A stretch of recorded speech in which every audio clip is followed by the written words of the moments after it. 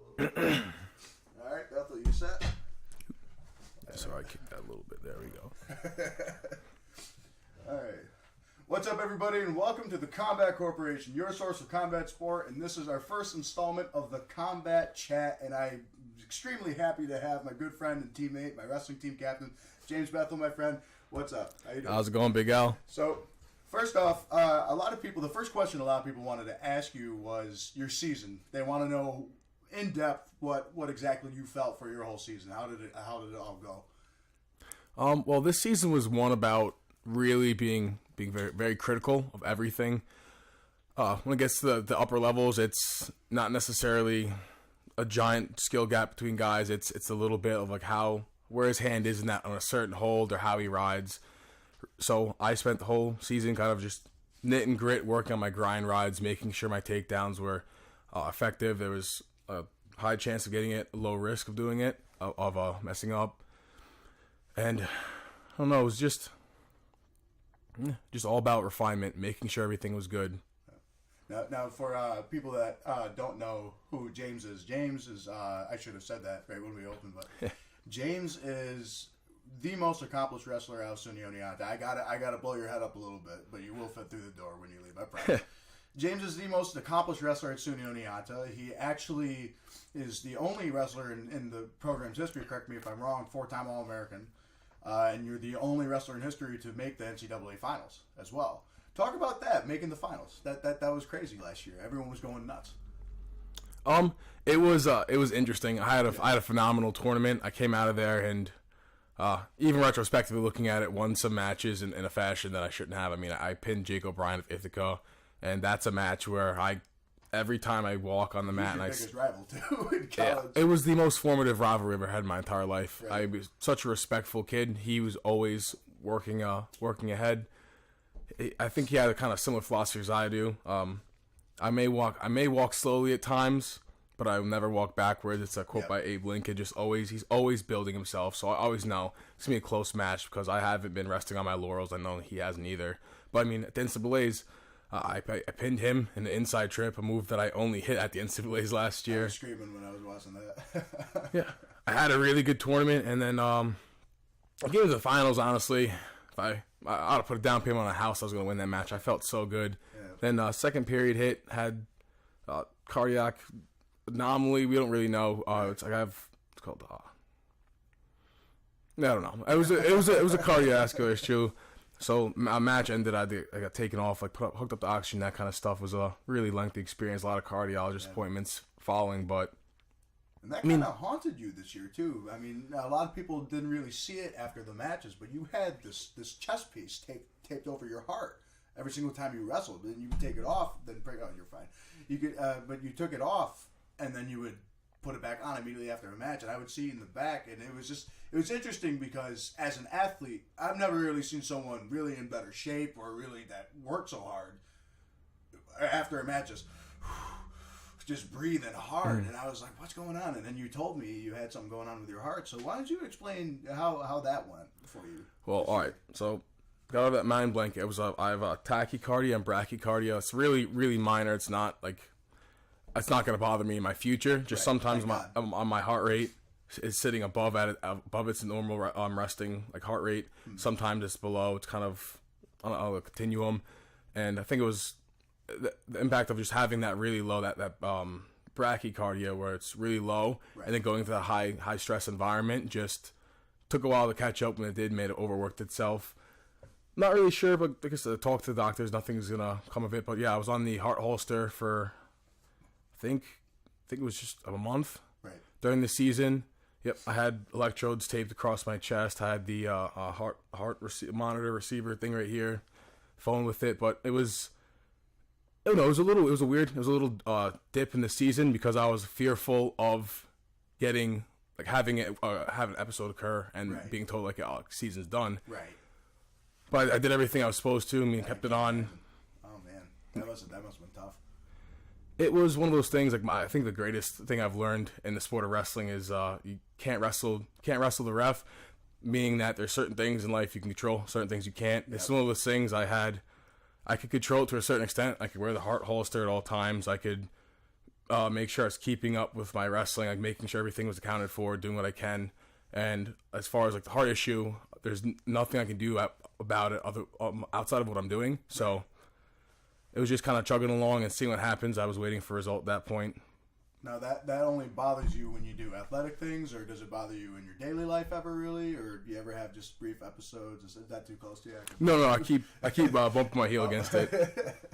But does it affect you in your like daily life? If you're going up the stairs, you ever have to like stop at the top and just take a deep breath and be like, man, that's bothering me today? Not really. Yeah. I mean, sometimes when I work out, I'll feel it. Like if I have like an elevated heart rate, I'll go and I'll get a couple like squats in and start feeling high a little quicker than usual. And then by the time I'm like up into like my mid weights, I'll feel like a little bit of a palpitation. So I'll take a second, let the episode pass, and kind of get back to what I was doing. Just kind of being cautious of it. Like I got a Galaxy Watch, so I can constantly monitor it. So I knew like when, but it went from in a 1 week's period of time, it went from I was at a resting heart rate while awake at 42 beats per minute for like a 3 minute period of time, and then 3 days later I hit it's called like 185. So it was just it was a weird experience. Man, I can't imagine. And then on top of it, you're wrestling top 10 guys in the country every single week.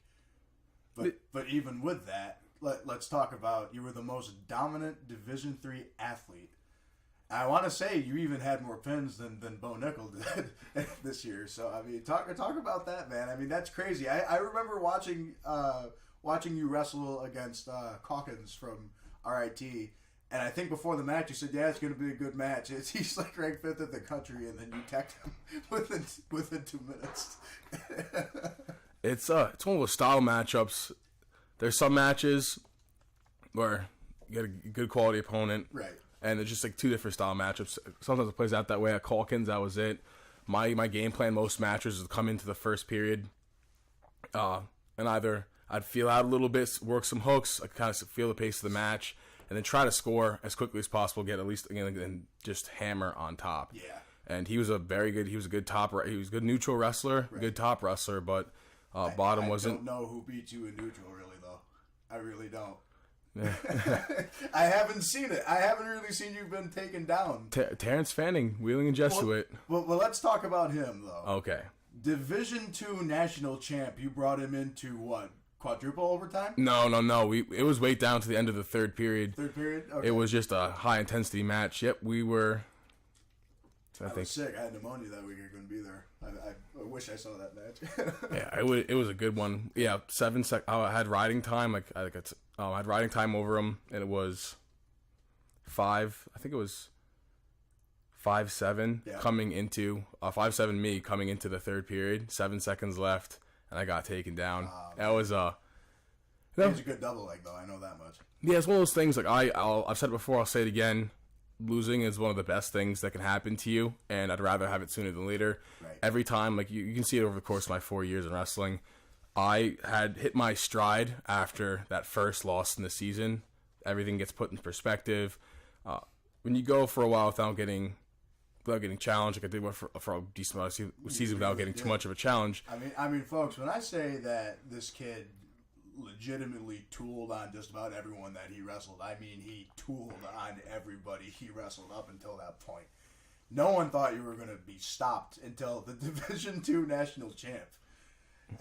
He's the only one that really dethroned you. I mean, like we can talk about the national match later because at the end of the day we all kind of believe you were robbed, to be honest, which we can talk about later. But it took the Division II national champ, who had what, about 40 pounds on you too, probably? Yeah, he was a big boy. He was a big guy, and you still only lost by 2 points. That's ridiculous. I mean, it took that long, and that was towards the end of the season too. That was at your sinus. I remember that tournament. I think I was. There was definitely some criticism having that match. After that match, we realized I was like that. My biggest hindrance was that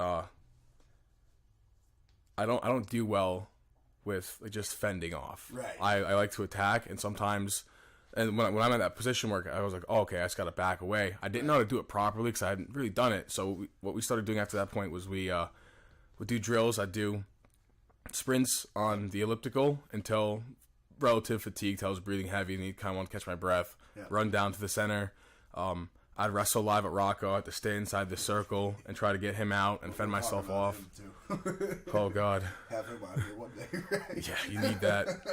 But, yeah, so we started doing those things. Like, like with the days where I'd come in before practice, I'd do that with Rocco, or I'd do a nice little spar session, or just strictly technique sometimes even, which was really nice. Then I'd go through the practice, and I'd pull, like, you, Pete, and I'd pull you guys aside and be like, hey, can you just go live with me for the next, like, 15, 20 minutes. Right.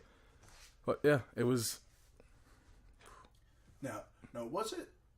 I believe I asked this once or twice. Now, the people watching, I somehow got onto a college wrestling team. I won't tell the story, but somehow I got onto one.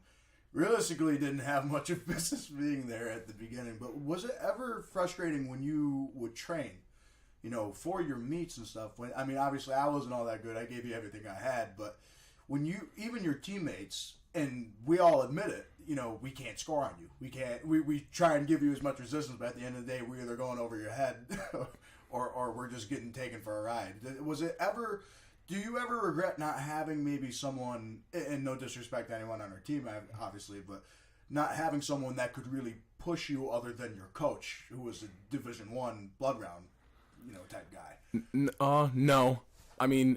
Part of I think what helped me to get to where I am in wrestling and in life even is being like open-minded and kind of like looking. So you've noticed that if I was wrestling you guys, if I was going on top, it was like live on top, whatever, I would practice one specific ride. I would just practice like the grind riding. I'd take one thing and just drill it that entire time. I'd use it as a learning opportunity, because what's good about the sport of wrestling is there's always a way to learn and better yourself. Right. Most of the time, like I said, we switched with you guys. You gave me some good goes, you've put me in upper body positions before where I was uncomfortable. Like, you've grown as an athlete, and to answer your statement before about like not having a place in the team, you worked as hard as everybody else did, put in the time you needed to. So it was good work with you guys. And then I had Pete too. Pete's great. Pete was a hammer. It's always fun to watch you and him go, because he always had that. We'll talk about your Greco background as well, but he always had that one throw that would catch everybody in a match or something. And there was once or twice I saw him toss you, and then after I just saw something click in your head, like, nope, not again. Yeah. Back to the previous quote. So I may walk slow, but I never walk backwards. Because I would watch Wars every now and again, but I would also always love watch you and Rocco go, because let's talk about him, because although Coach Ritter is our head coach, there was always I could always see a special bond that you had with Rocco. You'd always talk to him. You'd always go to him for advice, and he was really he would emphasize, you're such a dominant athlete, and if you tie in mean and you tie in all your skill together, who the hell is going to stop you? And I think that mentality rubbed off on you a bit, because there were a couple matches I saw you go out there and it looked like you did not like your opponent at all. Like at, that was because someone in the crowd, but what was it, MIT, right? Not MIT. Oh, that was Electric City Duels, Scranton. Yeah. No. That was, you meant this year. That was WPI. WPI, not MIT. Yeah, WPI. I remember that. That guy was screaming. I watched you go on the mat and put this guy in a bow and arrow 3 or 4 times and just wrenches back. And you didn't want the pin at that point. You wanted vengeance. Talk about that. What did Rocco put that in you, or is that actually something that's in your head? Like, like we can swear on the podcast. Fuck this guy. Like, I don't like him. No, it was something that actually was. Ritter brought it up. Rocco exploited the fact that despite I made leaps and bounds, but I'm too nice sometimes. Yeah. I don't like. The match you're talking about was with Jesse Webb from Castleton. I put him in the bow and arrow once, and he yelled, "I let go." No, that was the beginning of the year, and that's because of the. Oh, okay. All right, so I'll answer this part for now. Explain the anomaly. Go for it. But no, there's the one match. It was at WPI. That was Jesse Webb. I put him in the bow and arrow, and he yelled, "I let go." And then the guy, it was Rocco, was like, "Do it again, do it again." I couldn't do it. But the match you're talking about was it was in the beginning of the year at, I want to say Kings, against. Oh, you're right. Against Arbu, because the kid that Brock was wrestling. Yeah. was getting really mouthy after the match, and so I stepped in. I was like, listen, I was like, match is over. I was like, you won. Stop being a jerk. Yeah, exactly. Back off. And then he shouted some obscenities to me, and told me, he's like, what are you going to do for it? And I was like, I can't do anything to you about it. I was like, no matter how this looks, I was like, I can't do anything to you. You're like 133 pounds. I was like, well, what can I do? I was like, I'll make sure your teammates know that you insulted me. Yep, so I put him in the bow and arrow on the one side. Cranked it. Yep. I remember I heard screams from that match because I had a match coming up. I heard screams. I look over. I'm like, what is? Oh, it's just Bethel. It's the brown bear. That's all I kept thinking. No, I put it in the one side, and he called injury time, said his knee was bad, so came in back in, and I threw it on the other side. Oh my god. No, but overall though, like I'm not an aggressive wrestler. Right. No one's gonna. If you ask somebody about my wrestling, I'm never gonna be the guy who clubs the hardest. I never have the hardest cross face. I try to rely on on the finesse, the little technical skills, smart riding, and good positioning. But that was one thing I tried to eat away at this year, as you can tell, is just like being nice, giving my opponents too much. Because there's positions where like I know I could score more. I could end the match here if I just squeeze a little harder, but I just don't. I don't know. Do you ever think that was a kryptonite for you, really? Like that kind of came back to bite you ever, or not really? I mean, in the long run, no. Yeah. I mean, I can't really say there's any point. I mean, because you never really. I mean, how many times did you lose in college? Like 16 times. I was 167 and 16. Wow. 167 wins with only 16 losses. That's ridiculous. Yep, it was. That's crazy. So no, it really didn't come back to bite you then. Yeah. Not a whole lot, because that's a significantly good. It's a significantly good ratio. Yeah. No, it was good. Yeah, it was. Well, I don't know. It never really came back to bite me though. Yeah. There was there's times where it could have been more aggressive. Right. Of course, and maybe it would have went better. But that's one of those things where I could sit here and talk. Well, if and maybe and yeah. Yep, it's one of those things where it was something I needed to work on. I addressed it in my senior year. It was definitely an improvement, but I mean, I think I still made strides every single year in my growth as an athlete. Went from the funky freshman letting guys get singles in on me, and throwing the scumbags or hitting the cutbacks. Explain what the scumbag is to people that don't know. All right, so scumbag is when you're facing your opponent, and they grab your leg at the knee, and they pinch your leg with their knees, and they have you caught right there. Yeah. What you do is with the same side same arm as the leg they have trapped, you reach over and you like hook their arm. Yeah. And then you get an underhook underneath their armpit on the other side, and then with your free leg, you take a big hop in between them, and they call it the scumbag because you want to punch them in the face with your underhook side. So. Like, punch him in the face, your underhook side, and kick him in the nuts to get him up off the ground. Yeah, it's a really effective throw. Very effective throw. I hit against the Trine kid. The kid from Trine my freshman year. He was 280 pounds, and I was 215. Yeah. That's another thing. As far as heavyweights go, although you have the height, you're what, 6'4"? 6'3". 6'3". So you're 6'3", so height is just about there. And you're chiseled. There's that. Not so much anymore. It's off season, but trust me, you're still in better shape than I am, or most people at our college even. But your weight. When I tied up with my very first college heavyweight, it wasn't like looking at a high school heavyweight that was 285 pounds of just fat, or that just kind of used the size. They were ripped out of their damn mind, 265, 270 pounds. Like Jake O'Brien, how much does he weigh? Jake O'Brien was actually 235, 240, but I don't know. But he's even taller than you though. Is he? No, we're in the same height, maybe a half inch taller than me or so. But if you want a prime example, some of the kids is my freshman year, Terrence Jean Jacks from Rhode Island College. He was a transfer. He's an MMA fighter now. I wonder if it was a shout out to Terrence. He's doing really good in the MMA scene. I follow him. I'm gonna follow him on Instagram and stuff like that. See how he's doing. But yeah, he slimmed down since college. But he was a monster. I remember the first time I laid eyes on that guy. It was at the Oneonta home match. Yeah.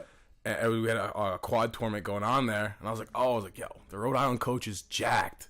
And then I see him like stripped down for weigh-ins, and I was like, no. Damn. Well. Yeah. Yeah, but you got guys like that, or Nico Ramirez from Southern Virginia University. I mean, off season now, he tore his meniscus. Ended his season at the Kings tournament, which is really unfortunate. I mean, he was a sophomore this year. One of the nicest kids I've ever talked to, like genuine guy and dedicated. But he's back and healed up now. He's like 302 pounds doing like bodybuilding stuff. He's massive. Like you get some big kids. You got cut weight to make 285. Yeah, that's great. I can't wait to see him wrestle next year. That's gonna be a good one. Now, do you ever wish there was a 220 in college, like there was in high school? Do you think they should add like a weight class in between? Because it's 197 to 285. That's a legitimate that's a 100-pound jump, just about. Not necessarily. Yeah. Because, I mean, my freshman year and I wrestled and I was like 215. Sophomore year, I took off for the medical hardship. Yep. And then came back my junior year, was sitting at like 225. Last year, I was 230 up to 235 this year for the most part. So I was able to maintain a good weight, but at the same time, I was eating like this past year to stay at 235 pounds. Right. I did a diet analysis, my nutrition class. I was consuming 5,400 calories on a daily basis.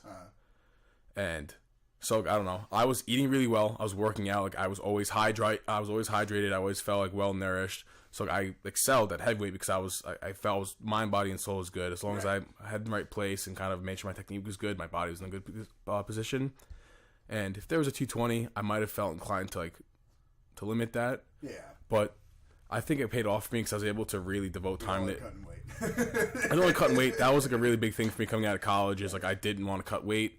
I realized coming into college that obviously every high school wrestler wants to go D1. Right. I get that. For some people, it pays off wonderfully. But I knew for me, I didn't want to pursue a career in wrestling. I knew that I would end for me at some point. So I figured I'd go to D3, get the best education I could. Right. And I was like, yeah, I'm not cutting weight though because I want to really enjoy the college experience. So that's why I was thrilled only have to go to heavyweight. I got to take a quote from you because I asked you. Because when I watched you wrestle, I said, Bethel, you really belong on a D1 mat, and you laughed. And then I said, why didn't you go D1? And your exact quote was, I don't hate myself that much. Yeah, no, like I said, some guys love it, but like I said, I never had Olympic aspirations. Right. I mean, I was asked to go down to the OTC in Colorado like last 2 years, and last 2 summers I declined. It's actually one of my old wrestling coaches, Cappy Weiner from Kingston. Yeah. He does some legal work for me for the U.S. wrestling team, and so I got invited down there twice. But it was not something that I was interested in pursuing. I wanted to get an office job, but like I said, different path for me. And you know, that's awesome too, because I think a lot of people when they think about wrestling or like boxing, MMA, because this is a combat sport channel, a lot of people think of sports like that as barbaric. You know, like we're stupid. We kind of beat our heads in all the time, which is somewhat true. But I mean, our team had once again this year. I think we were in the top 10 of most athletes that had a higher grade point average of 3.5 or above. Yeah. So yeah, I'll delve into this a little bit because I work pretty hard to kind of dispel that myth because I believe it's hard and untrue, even at the D1 level. I mean, you have Adam Kuhn who's working on the Mars project. I mean, you have. And here at Oneonta, our student-athlete GPA is a 3.2 as opposed to the 3.0 held by the general student body. Right. We inducted 39 student-athletes into Chi Alpha Sigma, National Student-Athlete Sports Society, National Student-Athlete Honor Society. Sorry about that one. Good. We've been hitting the head. That's the true part. That is the true part. But and then out of that inducting class, we had a 3.7 cumulative GPA. Right. And then I don't know. It's not true in the slightest. I mean, me personally, like I was able to have great athletic success, but at the same time, I mean, I have the One Love shirt on. I'm a One Love facilitator. I'm a relationship violence called advocate. Like I run escalation workshops to enlighten people on bystander intervention. I'm doing student research, where I should be presenting in Las Vegas in 2 weeks at the Aerospace Medical Science Convention. Because that's a really interesting thing that you pitched, and I want to be one of the people that test that out. Yeah, no, absolutely.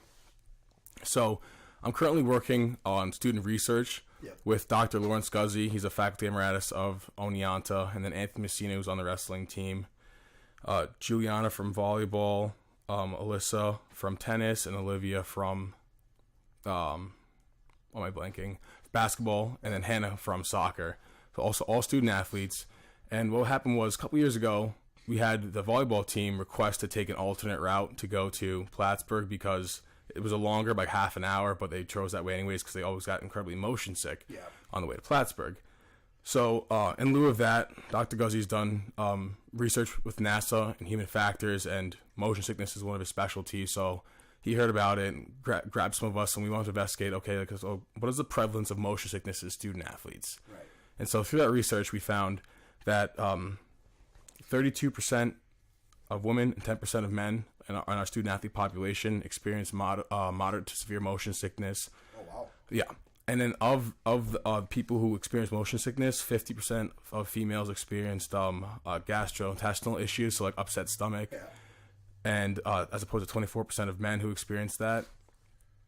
And then we also found that it was affecting student athlete performance because 67% of the student athletes who said they had moderate to severe motion sickness also said that they still felt those symptoms persisting through their game while they're. The Florida trip killed me. Oh, I can only imagine.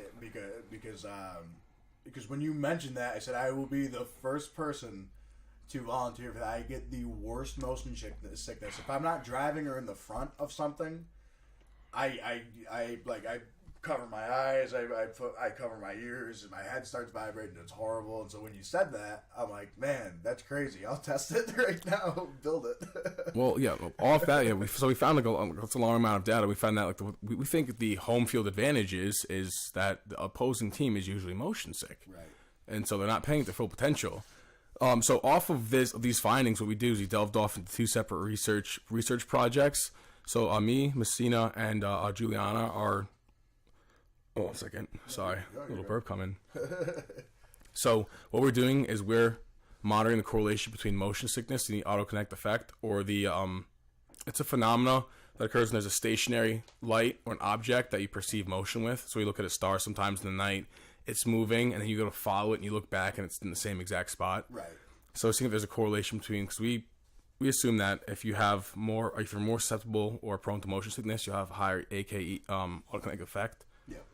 But on the actual treating motion sickness itself, he said some really interesting things. He said sitting in the front of the bus helped you because motion sickness happens in it's a result of your vestibular system in your inner ear. And when you're in the back, you have no visual perception of motion, and it's just that vestibular system perceiving that motion. So there's a discrepancy between what you see and what you feel, and so that's what will really create it. Everyone's, regardless if you felt it or not, everybody is motion sick, but it's all dependent on how much you can tolerate before you get motion sick. Okay. So when that discrepancy comes too much for you to maintain, that's when you start getting motion sickness. But when you're in the front of the bus, you're able to put a visual perspective to what you're feeling in your inner ear. Right. So you're less likely to get motion. You stave off motion sickness, and then you said putting your head in the side of the bus. That's another really. That's what we're basing one of our other research project off of, is because we think that motion sickness. Our hypothesis is that motion sickness is caused by low frequency vibrations. So coming up and down over the roads, around the turns, or just bouncing if you're on the road, at the little seams and that kind of stuff. Right. So what we're doing right now is we're imposing that by introducing high frequency vibrations, we can mitigate the effects of motion sickness and either limit the effect of motion sickness, limit the symptoms, or stave it off for as long as possible. Because, like I said, everyone will get motion sick. It's just how much they can take. Right. And so what we do is we developed a little cap, it's just a baseball cap. But what we did is we ran plastic around the seam and attached two, called coin buzzers to it with a little battery in the front. We have a little button where you press, and it'll stimulate that vibration. And hopefully, if you got to equip it kind of tight, but those vibrations will help stave off the motion sickness. Have you actually built this? This is. Yeah, we are testing with some of the in-season teams right now. Men's tennis has used it, and they like it a lot. And we're gonna implement it coming to the next year. So you're getting positive results from it. So can't say that because we've only gave it to one or two people, and we have no way to distinguish whether it's a placebo effect of this will help you with your motion sickness. You're like, oh yeah, this will help me with my motion sickness. Put it on and get that placebo effect, or whether it's actually producing results. Okay. Huh. So once again, going back to what No, student athletes being that all of us are blockheads and stuff, especially in the combat sport community.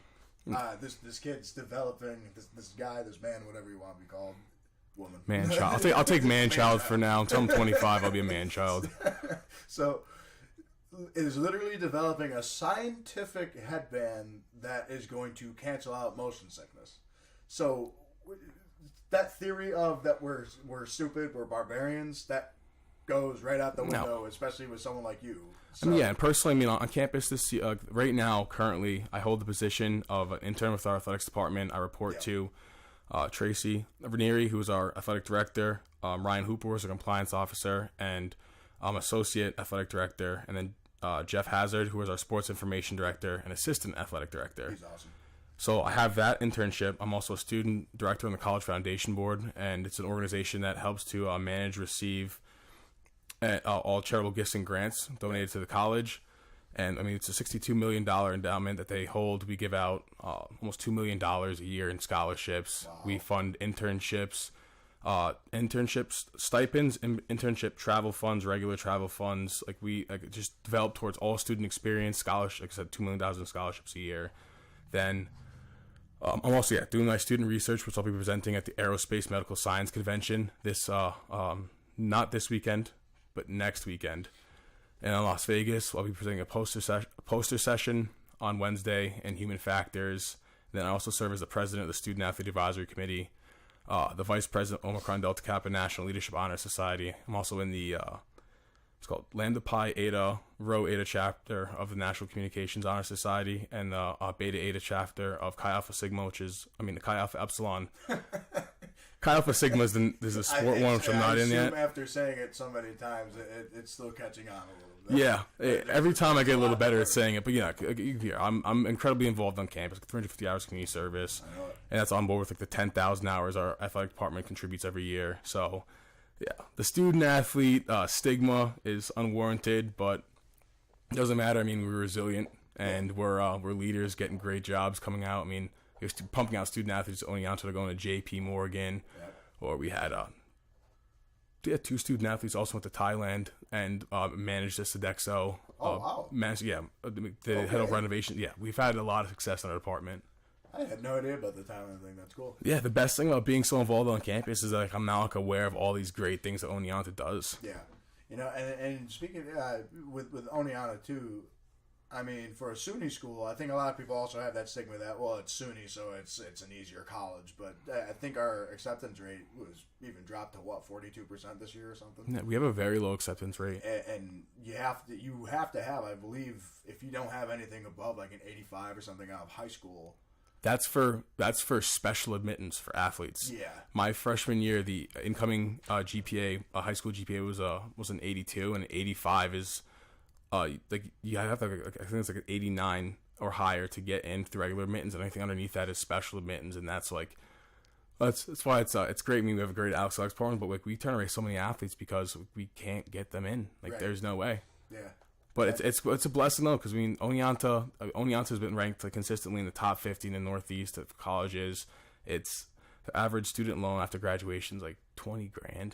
That's not bad. And I mean, especially for your education majors, we have one of the best education programs in the country. And then and then through like I said, and it's the college environment itself. Like through the college itself, I've been able to get the experience necessary. I mean, I'm getting my undergrad in communications, but I have I've been able to tailor my resume and provide a wealth of experiences in athletic administration that got me into grad school. Yep. So, like I said, it's we have that stigma, but. And where are you moving on to grad school? What's your plan here? So I just accepted to have a conditional offer, which I'll get the unconditional offer as soon as I graduate and have my official diploma. But a full postgraduate assistantship with a full tuition waiver to the University of Chester in England.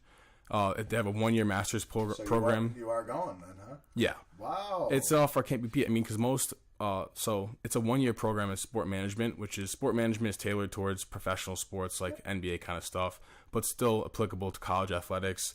And most athletic management and sports management programs are 2-year programs. Yeah. And this, so I'm paying half price already because it's a 1-year program. I'm getting a $15,000 tuition waiver covering that, so I want to cover my cost of living. Way to go, man. Yeah, and I'll be interning with the director of sport at the University of Chester directly, and I have the possibility to stay there and do my doctorate afterwards. I was pre-accepted into that already, or I can come back and get a dual master's degree in athletic management. Bethel. Yeah. Dr. James Bethel. I like the sound. That's pretty cool, man. That's awesome. Oh, man. Yeah, but so like, it's one of those things like Oneonta's prepped me pretty well. Yeah. Yeah, clearly. I mean... I know you're a big combat guy. You're a lover of the arts, but also a lover of combat. So if you want to veer back to that, I'm more than happy. Sorry for the tangent we've taken. Well, it's awesome just because, you know, once again there is that stigma, you know, especially. I mean, even some guys on the team will joke with me that I'm punch drunk or something, you know, like I'm an idiot. But I have a 3.8 GPA, you know, and I'm doing well in school. But that's just obviously they're joking, but you know, you tell people see the cauliflower ear and they see that we're like like we have like wrestling shirts on and they show like people getting slammed on their head. They're like, that guy's probably. We had a 3.48 GPA as a team last year. I mean, so. Talk is talk, but stats are stats. Yeah. And we had what 13 at that. I don't think I qualified because I was injured for the first part of the season. I didn't have enough matches, but we had what 12, 13 guys on the what was it, ECWC or something? Yeah, we had quite a few. That's crazy. Oh man, but if you want to get back to the combat thing, there's one key question that about 10 people sent. Okay. And I think you know what it is because I've asked you several times, and your mom wants to kick my ass every time I ask. What are the odds that we see the brown bear in the cage ever? I don't know. Pretty slim. Yeah. I mean, I've been wrestling alone. I mean, this whole year, it's one of those other things, kind of like looming thoughts at all times. Like, I was put on got another concussion. I was pulled for the season. Yeah. So, I mean, I already have, like, post-concussion symptoms and stuff. So, I don't know if it'll be something maybe I have extra time this summer. I think, like, I have, like, because I have, like, 4 weeks myself, maybe I'll do it. But it's nothing I would do for the long run. Right. I said, like, I'll be going to England, so like, maybe if I'm over there for the doctoral program, I get into boxing like, recreationally at a gym or something like that. But I don't think that's like a hobby. Yeah, but I don't think competition's in my future. I've been prepping myself for an office job, and I'm damn ready for it. I feel you, trust me, because that's what I'm looking at right now. Mm-hmm. So. I remember, I forget the company, but I know they sponsored John Jones years ago. They wanted to get in touch with you a while ago, or they did get in touch with you. Oh, MAC 10? Yeah. So yeah, that was I met him through a friend. I worked at a little horticulture with this guy Ronnie for a while. Really great dude to work with. But yeah, so I told him we got like talking, became pretty close. He like knew about my wrestling stuff like that, and we sparred at this place TNT in Kingston that closed down a while back. Like, just went there as a joke because I was gonna do like a little grappling clinic to get a little sparring training in, and did a little sparring. He was like, my cousin runs a gym. Like, I was gonna send you like I'm gonna send him like your name so he can look you up and that kind of stuff. And he expressed interest, but it was at the same time too like as another form of combat. Like, I didn't want to go from wrestling like, I'm done with wrestling, I'll get into MMA. I want to kind of just like prep myself for the long run because I mean, I give the most respect to the guys who do it because that's like, it's raw intrinsic motivation and just pure grit. But there might be one or two people that give you a run, but I think just about every amateur heavyweight would probably get smashed by you in the area, to be honest. And I know what you're gonna say because everyone says, "Well, I don't train the boxing, I don't train this." It's just the wrestling that you bring is unbelievable. You know, Trevor Gibbons. Mm-hmm. Yeah, big fan. From Carthage, right? Yeah, from Carthage. Yeah, we used to wrestle together back in the day. He's fighting my good friend Tim Kronk coming up, which is you've talked about Kronk a lot in high regard. Yeah, that's gonna be a monster fight. But I mean, Trevor goes out, lap drops people. They don't know what the fuck to do. They're like, what? You know, they get terrified immediately. You know, but and you know, Greco and MMA is a lot more prevalent, in my opinion, than regular freestyle and stuff, just because you don't want to put your head down like that. The amount of upper body ties that you see is ridiculous. And let's talk about your Greco background because you started wrestling at what age? I was like 5th grade, 6th grade. Right. And that's when you started Greco? No. I just started wrestling as just kind of as a hobby then, because I was born in the Bahamas, moved here. I had like a weird little transition, right. So picked up wrestling as a way to kind of like give myself a little social space. And then I picked up Greco and freestyle. I think the summer after my sophomore year, because I was a 184 pounder, right? That should have been realistically wrestling 184 or 195, but for some reason, I went to like a JV tournament. And I was like, I want to wrestle 197. And I was like, I want to wrestle 220. The coach was like, we don't have anyone there. And I was like, you find like it's a JV tournament, like do what you want. And I found that I excelled there. Yeah. Like I did really well 220. I mean, it's still JV, but I did well. So I came my sophomore year, and I was like, I was the 197 pounder at first, right? But I didn't do really well sophomore year. So that summer, I reached out to the Kingston club because they had Phil Brown there. He was I think he was a 4-time Greco national champion in Germany when he was stationed there with the Army. Oh, wow. He was a 2-time Olympic alternate. He knew Derek Waldrop and Rodney Smith, who were 2 medalists at the Olympics, who did training camps with them. So I started getting serious about it, and he got me into freestyle and Greco wrestling, because that's like it's a prevalent theme in my life. Like I always need the hindrance is always aggression. I needed to get more aggressive, and that's high paced. Like, you're only down on the ground for 20 seconds, 25 seconds, even for old ref, by the time, and then it's all neutral, all like big throws and that kind of stuff. So I got into it then, and then, like I said, it affected my wrestling phenomenally. I went from, I think it was like 10 or 11 and 14 my sophomore year, came back to 39 and 6. Wow. Going to States, too. Well, I didn't go to States that year, okay. But I was 39 and 6 my junior year of high school, and then during this period of time from end of sophomore season to the end of senior season, it was 5 days a week. I was going to Ironman in I'm blanking on in Arlington, and then I was going to the Dark Corner in Kingston. During the season, I was doing double a days, like 3 times a week, but it was just constant, just always with different coaches, different perspectives, improving. And came back and was 45 and 1 my senior year. Wow. Yeah, because it was actually funny because I met you for the first time when I came in as the recruit, before I even knew I was a recruit.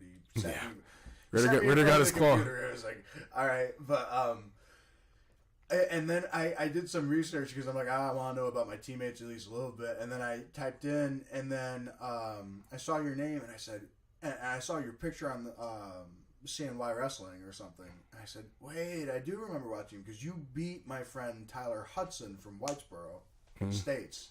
You pinned him, which I remember because we all thought Hudson was just going to run through everybody, and then I want to say you threw him right over your head and stuck him within a couple seconds, and we were all like, what in the hell just happened?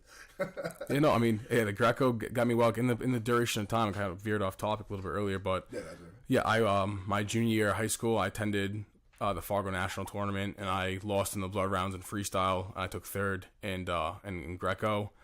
And then senior year is unfortunate. I ended up taking classes. I was at EOP admit to Oneonta, and we had a summer camp earlier in that summer. So I attended that, and once I was there, I was enrolled as a college student and disqualified from going to the Fargo my senior year.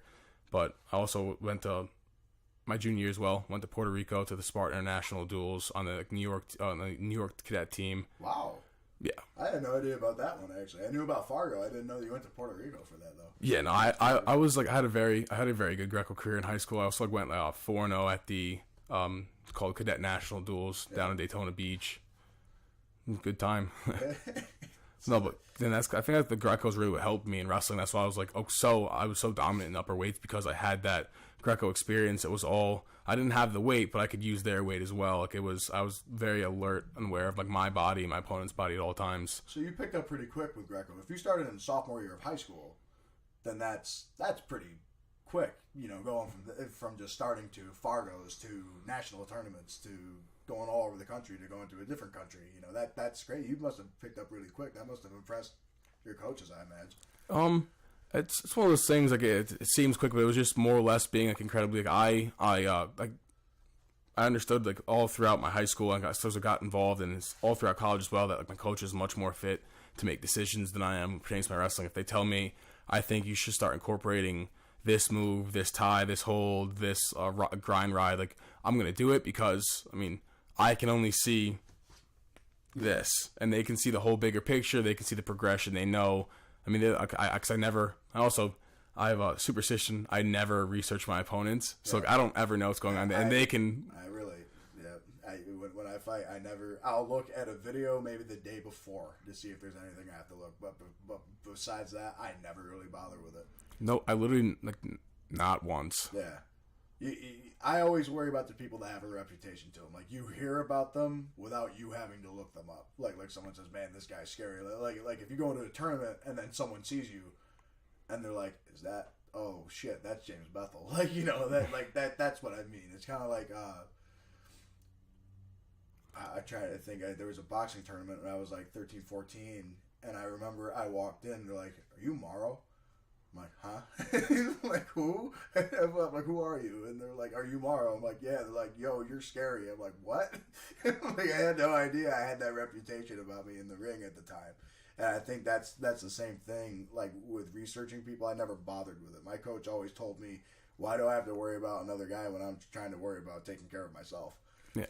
No, at the same time too, it brews the bad mentality. My aspect in wrestling is like, wrestling is such an amazing sport. Like, nationals is such an incredible experience because anybody can lose. Like, it's like one of those things, like, all it takes is one move. All it takes is 5 seconds, realistically, for the underdog to come over top, like the unseeded to beat number one. So it's. I want to bring that up. You went to nationals this year. Mm-hmm. Besides Fanning, that's his last name. Who was your only loss? You beat your guy in the first round, like 13-2, I believe, or something like that. And in the second round, you faced a kid from Wartburg, correct? Mm-hmm. Which, phenomenal wrestler, obviously, but it was very controversial, and you could walk it through a little bit better than I can. But you took him down within the first 15, 20 seconds.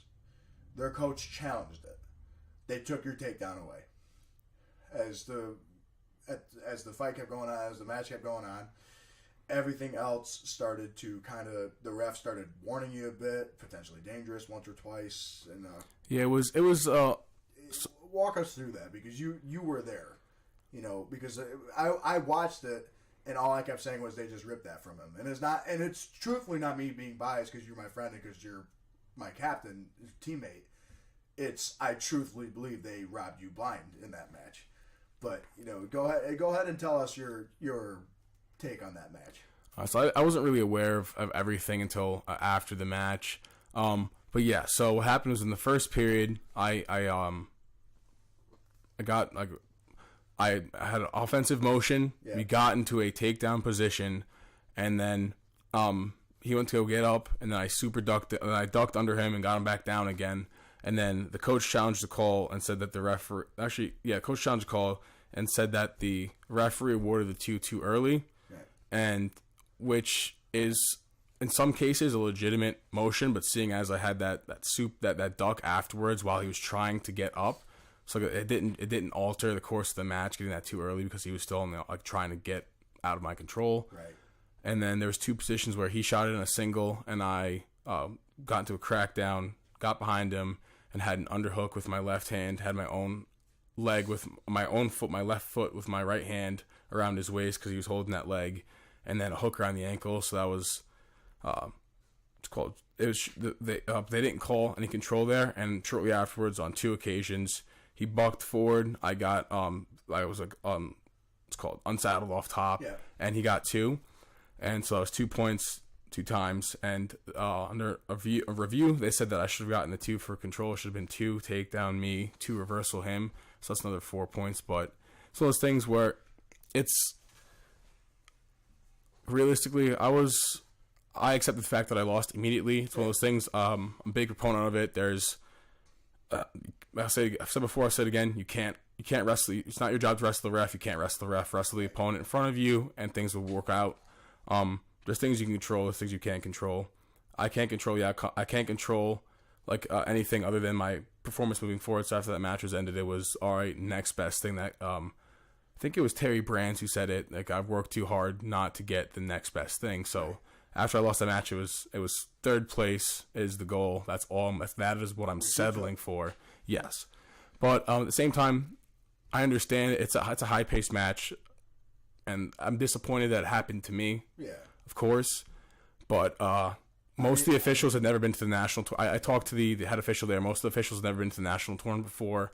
The official that met the match came up to me and apologized as much as he could do after the fact, because that's set in stone. Said, I'm sorry, weren't the best calls, but realistically, I mean, that's a hard call to make because he still has the leg, and usually when you're in the scramble, having the leg is a sign that there's no control, even guys around. But because I had the 3, it was one of those things where, it's usually pretty clear to see, but it's like the 3 points control that qualified it as me being in control. But in this situation, that's not what's going on in your head. You see, okay, no official. One damn excuse at all. No. About it at all. Which it's not a lot of people, I mean, I know who you are, and you're not, James Bethel doesn't make excuses for anything. Whether it be, I mean, once again, we go back to your health issue earlier with your heart. After the national tournament, when you lost in the finals, after that, you didn't come off the mat and say, my damn heart. You said, what a good match. Mm-hmm. I'll come back next year. Yeah, I mean, like I said, it's always moving forward. But in the outcome of that match, it's one of those things. Yeah. Tough calls to make. I don't know if I put myself in his shoes if I would have made a different call with not having the experience that I had with it. And it's nationals. 3 kids. Did the kid you lost to wind up winning or no? No. I actually he came 6th, I believe, and I beat, and he lost to people who took 5th and 4th. Okay. So the guys that I beat in the semis and finals to take 3rd. Oh, wow. Yeah, that's another thing that was kind of like maybe upset. At the same time, also the fault's on me in the same context. Yeah. I noticed to myself after that match, I think I was really constrained by the idea that I was I have to take first. I wasn't thinking of the match. I wasn't as offensive as I needed to be. I realistically shouldn't have put the referee in position to have to make those hard calls. Right. It's my job to make sure that the ref has as little to do as possible with the outcome of the match as possible, and I didn't do that. And then, but coming back into it, I mean, I'm satisfied with it. That 3rd place trophy is gonna mean more than 2nd because after that match, I wrestled that was the final stride of my career. That I'm happy with my performance. Right. Except the wrestler that beat me in the quarterfinals, he lost to Drew Otterbein from Casper, who I beat 16-1, yeah. And then I beat Jake O'Brien, who beat him as well, 4-0. So history books might never said that might never say that I was the best wrestler there, but at the same time, that's not really what I'm here for. I mean, your resume speaks for itself at the end of the day. Yeah. I mean, once again, we talk about most dominant athlete, Division III. Had more. I mean, people will argue, well, that's Division I, and Bo Knuckles on a different level. Yeah. I mean, to take that in context, though, but think about this. Yeah. I mean, you mentioned, why am I blanking on his name? Connor Calkins from RIT. Yeah. So last year and this year wrestled Division III. The year beforehand, he wrestled at Binghamton, I believe. Oh, wow. It's a 285-pounder there, and he was 36-9 and had a 5-3 match with this year's national champion from Penn State. Wow. And I mean, obviously he's not undergoing the same training regimen. It's a different mentality. At the same time, there's people put a very large discrepancy between Division III sports and Division I sports. And in some cases that's true, but you also have to think the aspect that there's so much larger of a pool to draw from Division III. You have did you wrestle a guy from Hofstra last year, right? Or some Division I guy who was ranked nationally, and I want to say you stuck him. No, I never had to wrestle the Hofstra kid. I lost by 1 point to the Columbia kid. Okay. But that was my junior year. Yeah. No, but like I said, not to make excuses, but it's also one of the earlier tournaments in the year, fresh off my shoulder injury, where I lost. What? You tore your labrum, correct? I tore everything except for my bicep tendon and rotator cuff, my right shoulder. Oh my god. Yeah. And that was your sophomore year. Freshman year. I got the surgery in my sophomore year. Oh man, that's crazy. Mm-hmm. So you wrestled the rest of your freshman season with that injury. Yeah. The theory, the ongoing theory is that I had small tears coming out of high school, and because I was wrestling so often, they never had the chance to fully heal. And then there was a couple there's a couple points where there was big tears, and because there's such large tears that it didn't have the symptoms of a tear, it had the symptoms of a nerve damage, which is kind of one of those things you can't really do too much about it. So we let it go on, but it was at that home match against Terrence Gene Jacks. I ended up actually passing out from the vomiting because of the pain got I got really a lot of pain, and then got really anxious about it, vomited on the side of the mat, and then was sitting on the corner of the mat afterwards, and Rocco like went to go grab me, pick me up, pulled on the shoulder, and I just passed out fell forward.